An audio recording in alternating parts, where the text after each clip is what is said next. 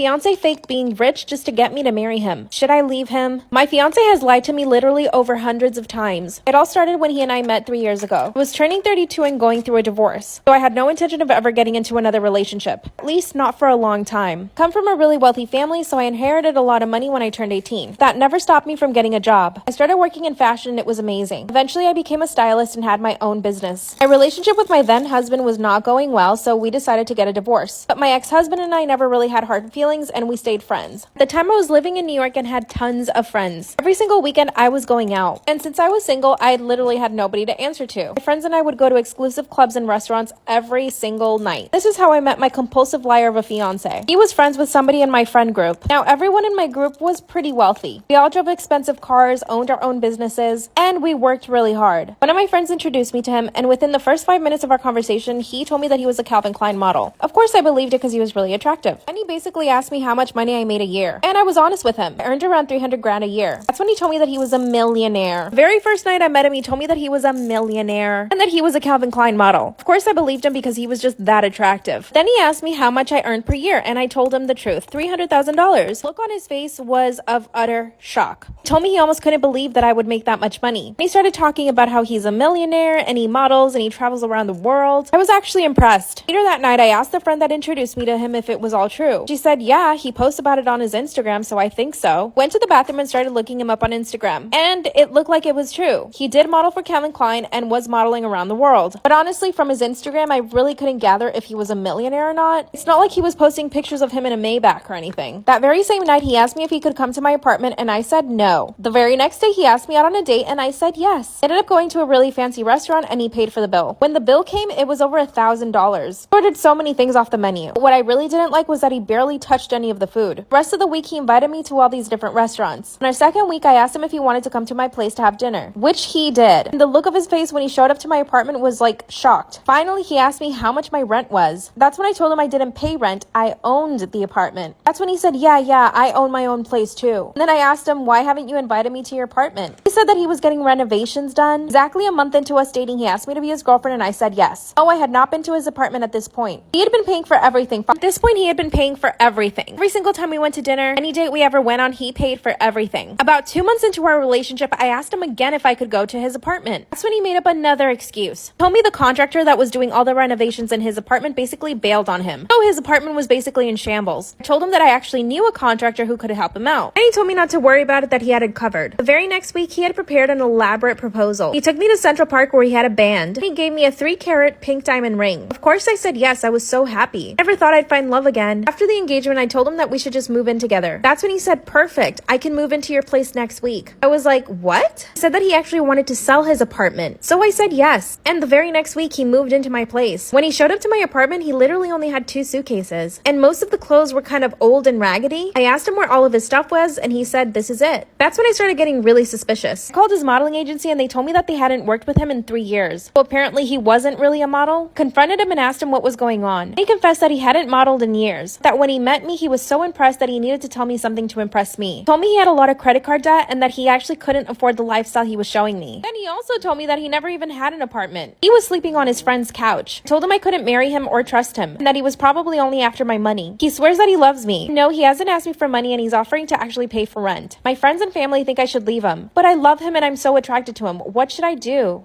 Am I wrong for how I reacted to my wife's pregnancy announcement? My wife, female 26, and I, 30 male, decided to start having kids. We've been trying for over 9 months and nothing happened. We were told to be patient, but I couldn't help but stressing out about a problem that's preventing us from conceiving. The issue is that my wife kept joking about this matter and pranked me twice by lying to me saying she was pregnant. The first was when I was at work and she sent a text telling me she was pregnant. I was so happy I came home and brought stuff with me to celebrate, only to find her laughing in my face saying it was a prank. Second time she told me she was pregnant, she was recording my reaction during and after the prank. Again laughing, telling me it was a prank, but this time she shared the video with her family. I told her I didn't appreciate how she laughs about a serious matter, then having me believe it was true only to ruin my happiness. She stopped for 2 months. Last night we were at my parents' house sitting having dinner when she said she had a gift for me. She had my sister go bring a small teddy bear with a note on it and gave it to me. I was nervous and worried about her pulling some of her pranks on me in front of my family. I read the note that the teddy bear had on it, and it said that I was going to be a dad. I looked at my wife and she smiled at me and congratulated me, saying she was pregnant. I saw red completely. I got up from my seat and tossed a piece of paper on the table and just snapped, telling her to stop making fun of something so serious and sensitive. I told her I was done with her lack of respect and sympathy for the most important thing that I've been struggling with, and to include my parents in her prank was too low. My wife excused herself to the bathroom. My mom and dad were unaware of what was happening. They literally paused and asked what the hell is wrong with me. My sister said my wife was actually pregnant and just confirmed by tests that she's seen with her own eyes. I felt both happy and devastated because I thought she was pulling the same prank again, and I got fed up with it. My wife got mad and argued with me in the car, saying I ruined her joy and made her look awful in front of my family, as well as lashing out on her as my reaction to the happy news. She said she told me in front of my parents to show me she was serious this time. She had her mom call to berate me and said her poor daughter will suffer with my boorish behavior and lack of respect for her.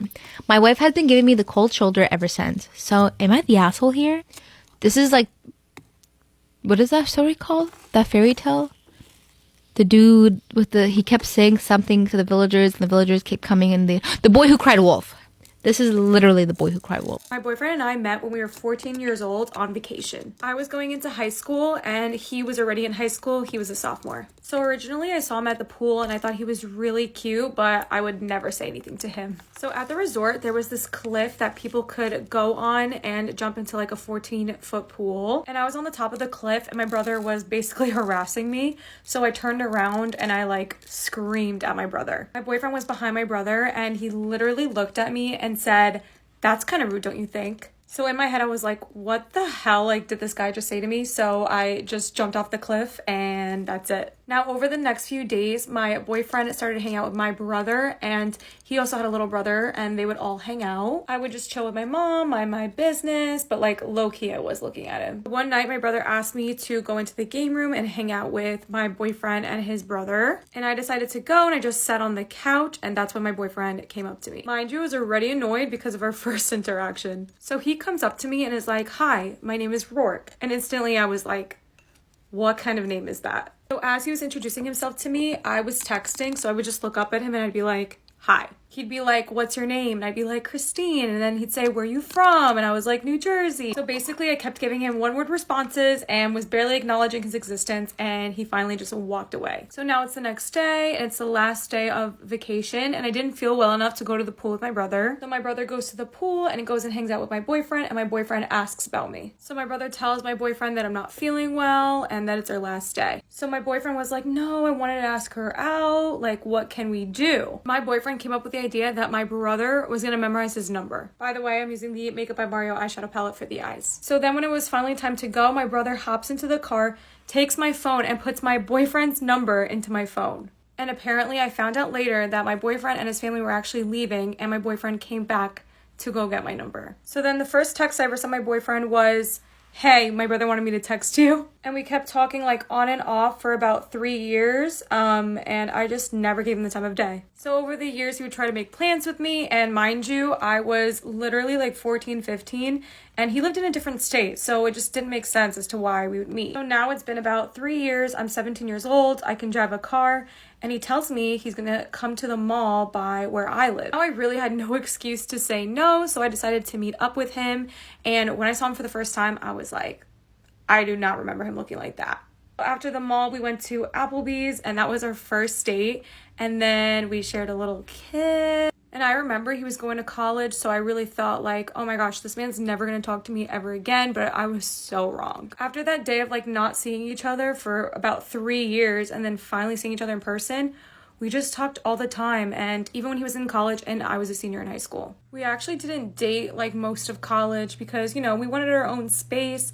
But then by the end of college, then we started to date. Honestly, the fact that we kept in touch that whole time was just astonishing to me. Now we've been dating for almost 5 years. And that is how me and my boyfriend met. Story time about when I messed up at playing Truth or Dare with my boyfriend. Last night, I had my boyfriend and a few of our mutual friends over to my apartment to drink and play games. Well, after a few hours, we were all pretty wasted and playing Truth or Dare. When my boyfriend picked Truth, I couldn't think of a good question, so I asked jokingly which one of my friends he would sleep with. I've always been secure in our relationship, so I wasn't asking because I was suspicious. I was 100% sure he would say none of them or give a joke answer, But no. Without hesitation, he pointed to our friend Stephanie and said, "Probably Stephanie," then looked at our boyfriend Jacob and said, "No disrespect, man, but damn, you're lucky you get to hit that," and looked her up and down. The room went silent. Stephanie had a disgusted look on her face. She crossed her arms to cover her chest and looked like she was about to blow up at him. He picked up on the fact that everyone was shocked by his answer and said, "What?" Asked and answered, "Come on, let's move on." Stephanie got up out of her seat and went outside to have a smoke. Her boyfriend followed after her. I got up too and he started looking panicked, saying, "What did I do wrong? You asked me a question and I answered it truthfully. You shouldn't have asked if you didn't want to know the answer." I just said,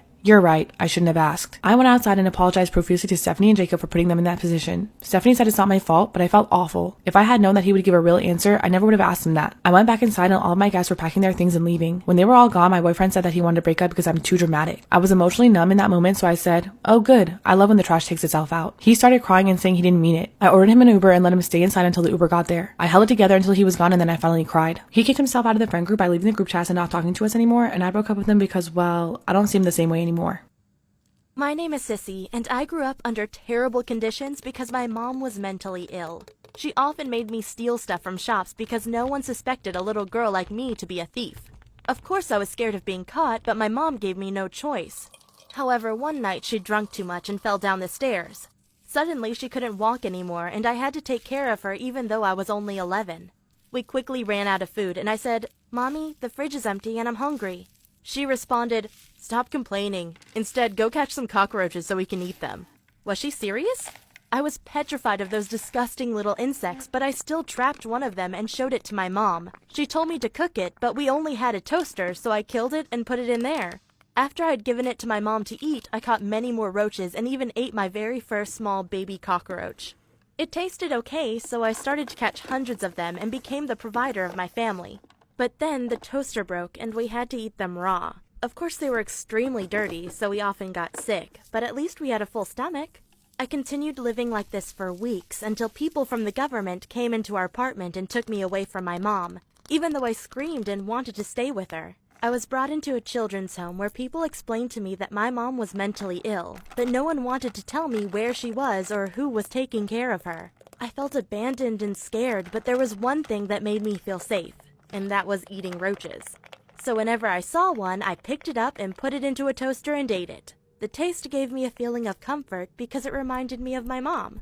I started eating so many of them that I got salmonella infection and had to go to the hospital. When I told the doctor that I was addicted to eating cockroaches, he brought me to a psychologist who told me that there was nothing wrong about eating roaches as long as they were clean. He convinced me to start farming roaches, and that turned out to be much easier than I had thought. All I needed was a box of roaches and some fruits to feed them. After a few months, I had more than 1,000 of them. But I made a big mistake and let them roam around my room freely, because one baby roach crawled through my nose and into my brain while I was asleep. I didn't know what was going on, only that my nose hurt. I kept it untreated for several days until I visited a doctor who saw something moving way up my nose. It took several hours to pull the cockroach out, but from then, I always kept them locked in my box. But I had bigger problems. I had no friends or family, and I was feeling extremely lonely. That's why I started binge eating cockroaches. I probably gained 10 kilograms in 3 months, and I knew I had to change my life or my roach addiction would kill me. I still remember my last roach. It was a small baby one, maybe 1 centimeter big. I ate it raw and alive. Then I brushed my teeth and said, never again. Afterward, I thought I needed an education to get ahead in life, so I taught myself writing and reading by spending most of my days at the library. 6 months later, I enrolled myself in university. There I moved into a dorm, but the other girls didn't like me. They said I smelled bad and lived like a pig. I guess they were right.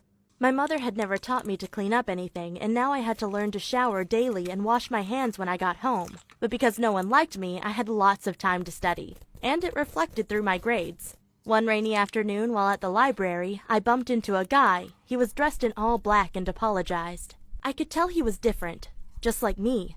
I asked, "What are you studying here?" And he responded, "I'm studying philosophy." We sat down at a cafe and talked for hours. He was just like me. He said his family had raised him on a farm, but mostly neglected him. He said they didn't speak a single word with him from age 11 to 16. His only friends were books until he ran away and found a job as a construction worker. But his love for reading brought him to a university, just like it did for me. I had a weird feeling when I looked at him. I can't describe it, but it felt good. And 1 week later, we had our first date. We were lying next to each other on the grass when he laid his hand on my belly. Of course I was nervous. I had never had a guy touch me. I didn't know what to do. But then he just kissed me. It was the most intense feeling I've ever had, and I got so aroused that I bit into his lip. He said ouch and went back on his back. I apologized and saw that he was bleeding. Gosh, what had I done? I was so stupid. I said, I'm so sorry. I've never kissed a guy before. It's okay, don't worry. I just didn't know you like it that way. What do you mean by that way? You like it rough. That's okay. No, I don't think so. He went back on top of me and gently choked me. Do you like this? I couldn't speak, so I just nodded. I loved the way he played with me. It was the first time I felt truly attracted to a guy. Afterward, we became a couple and spent all our time together. I loved sitting next to him in the library so I could watch him read books. He always looked so handsome. But one day, he was just gone. He didn't respond to my text, and his doormate said he had disappeared without saying anything. Of course, I was worried. Maybe something had happened to him, so I called up all the hospitals, but he wasn't there. Maybe he had left because of me. Maybe he didn't love me anymore. I suddenly remembered my mom. For years I had avoided thinking about her, but now it all came back, especially the guilt that I had not taken care of her. I stayed inside my bed for days, crying my heart out until I decided I had to find her. Maybe she was still alive, so I went to the police and asked them to find out where they had brought my mom 10 years ago. It took them 2 weeks to figure out, but the news wasn't good. My mom had died shortly after we were separated. I can't describe how hard the news hit me. I was absolutely devastated. I knew I was close to giving up and asked myself, is my life worth living? The answer was, no, it's not. But I knew it could become worth living if I got a nice job, found a husband, and had kids someday. Yes, that would be a life worth living. And that's what I'm working towards right now.